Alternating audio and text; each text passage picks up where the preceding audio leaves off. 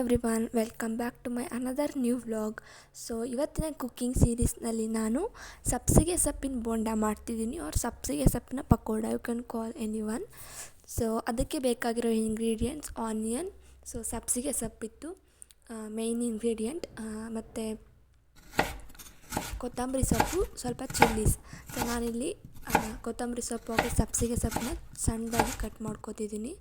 So ಆಮೇಲೆ ಒಂದು ಬೌಲಿಗೆ onion, chilli ಮತ್ತು ಸಬ್ಸಿಗೆ ಸೊಪ್ಪು, ಕೊರಿಯಂಡರ್ನ ಆ್ಯಡ್ ಮಾಡ್ಕೋತಾ ಇದ್ದೀನಿ.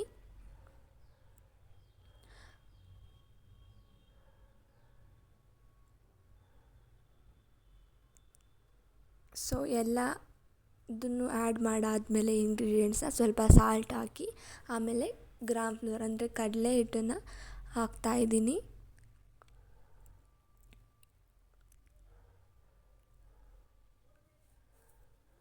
ಸೊ ನಿಮಗೆ ಯಾವ ಕ್ವಾಂಟಿಟಿ ಬೇಕು ಆ ಕ್ವಾಂಟಿಟಿಲಿ ಹಾಕ್ಕೊಳ್ಳಿ.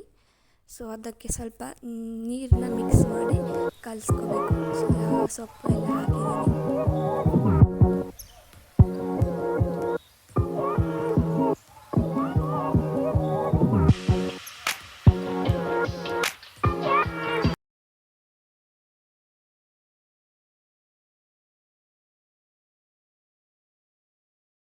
ಸೊ ಕೊನೆಗೆ ಸ್ವಲ್ಪ ಸೋಡಾನು ಆ್ಯಡ್ ಮಾಡಿ ಎಲ್ಲ ಮಿಕ್ಸ್ ಮಾಡ್ಕೋಬೇಕು.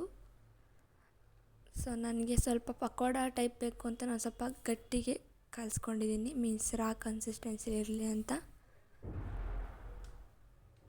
ಸೊ ಆಮೇಲೆ ಬಾಣಲಿಗೆ ಎಣ್ಣೆ ಹಾಕಿ ಸ್ವಲ್ಪ ಸ್ಟವ್ ಆನ್ ಮಾಡಬೇಕು ಫಸ್ಟು. ಆಮೇಲೆ ಬಾಣಲಿಗೆ ಎಣ್ಣೆ ಹಾಕಿ ಅದು ಕಾದ ನಂತರ ಸೊ ಈಗ ಚಿಕ್ಕ ಚಿಕ್ಕ ಉಂಡೆಗಳನ್ನಾಗಿ ಮಾಡಿ ಎಣ್ಣೆಯಲ್ಲಿ ಹಾಕಿ ಕರಿಬೇಕು ಗಾಯ್ಸ್.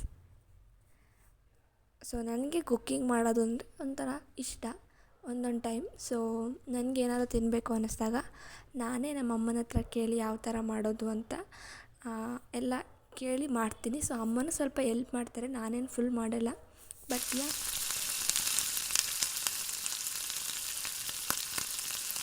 ಸೊ ಈ ಥರ ಎಲ್ಲ ಆದಮೇಲೆ ಸ್ವಲ್ಪ ಡೀಪ್ ಫ್ರೈ ಮಾಡಿ ಆಮೇಲೆ ತಿಂದರೆ ಸೂಪರಾಗಿರುತ್ತೆ.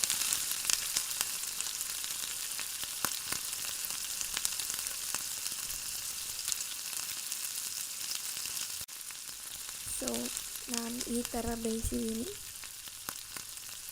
ಸೊ ಬಿಸಿ ಬಿಸಿ ಪಕೋಡ ರೆಡಿ. ಸೊ ಮಳೆಗಾಲದಲ್ಲಿ ಅಥವಾ ಸಂಜೆ ಈವ್ನಿಂಗ್ ಸ್ನ್ಯಾಕ್ಸ್ಗೆ ಈ ಥರ ಸ್ನ್ಯಾಕ್ಸ್ ತುಂಬ ಚೆನ್ನಾಗಿರುತ್ತೆ.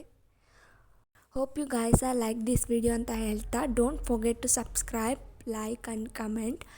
Please do support and please subscribe to my channel. See you in the next vlog. Thank you one and all. Bye bye. Signing off, Sunshine Vlogs.